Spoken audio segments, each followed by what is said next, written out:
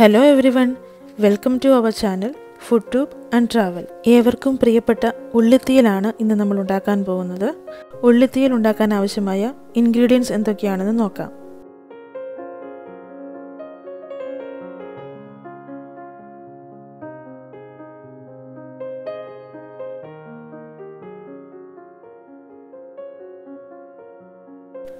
ആദ്യമായി തന്നെ പുളി പിഴിഞ്ഞെടുക്കണം.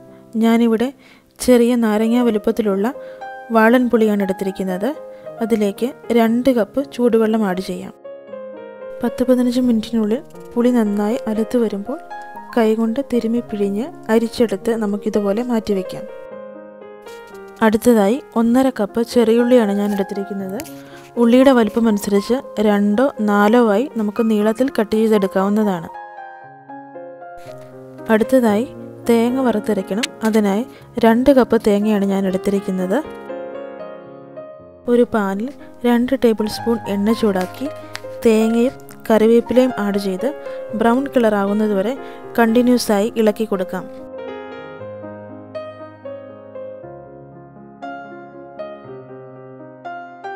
ഇനി തീ ലോ ഫ്ലെയിമിലേക്കാക്കി 1 ടേബിൾ സ്പൂൺ മല്ലിപ്പൊടിയും 1.5 ടേബിൾ സ്പൂൺ മുളക് പൊടിയും ആഡ് ചെയ്ത് നന്നായി ഇളക്കി യോജിപ്പിക്കാം.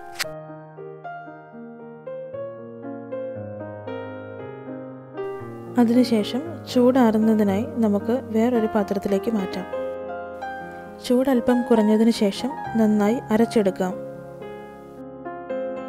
വീണ്ടും ഒരു പാനിൽ 2 ടേബിൾ സ്പൂൺ എണ്ണ ചൂടാക്കി കടുക് പൊട്ടിച്ചെടുക്കാം.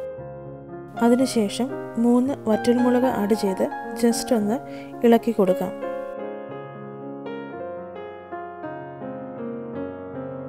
അതിനുശേഷം അരിഞ്ഞു വച്ചിരിക്കുന്ന 1.5 കപ്പ് ഉള്ളി നമുക്ക് ആഡ് ചെയ്യാം.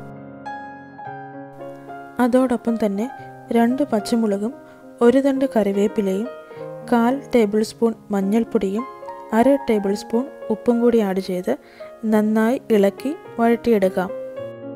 അതിനുശേഷം അരിച്ചു വച്ചിരിക്കുന്ന പുളിവെള്ളം നമുക്ക് ആഡ് ചെയ്ത് കൊടുക്കാം. അതോടൊപ്പം വറുത്തരച്ച തേങ്ങയും 1 ടേബിൾ സ്പൂൺ ഉപ്പ് കൂടി ആഡ് ചെയ്ത് നന്നായി യോജിപ്പിച്ച് തിളയ്ക്കാൻ അനുവദിക്കാം.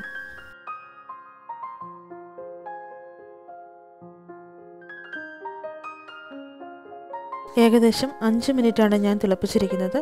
കൂടുതൽ കൊഴുപ്പ് ആവശ്യമുള്ളവർക്ക് കൂടുതൽ സമയം തിളപ്പിച്ചെടുക്കാവുന്നതാണ്. സ്വാദിഷ്ടമായ ഉള്ളിത്തീയൽ ഇവിടെ റെഡിയായിട്ടുണ്ട്. ഉള്ളിത്തീയൽ റെസിപ്പി എല്ലാവർക്കും ഇഷ്ടമായെന്ന് വിചാരിക്കുന്നു. ഇഷ്ടമായിട്ടുണ്ടെങ്കിൽ വീഡിയോ ലൈക്ക് ചെയ്യുവാനും ചാനൽ സബ്സ്ക്രൈബ് ചെയ്യുവാനും വീഡിയോ ഷെയർ ചെയ്യുവാനും നിങ്ങളുടെ ഫീഡ്ബാക്ക്സ് കമൻറ്റ് വഴി അറിയിക്കാനും മറക്കരുതേ. വീണ്ടും നമുക്ക് മറ്റൊരു വീഡിയോയുമായി കാണാം. Thank you.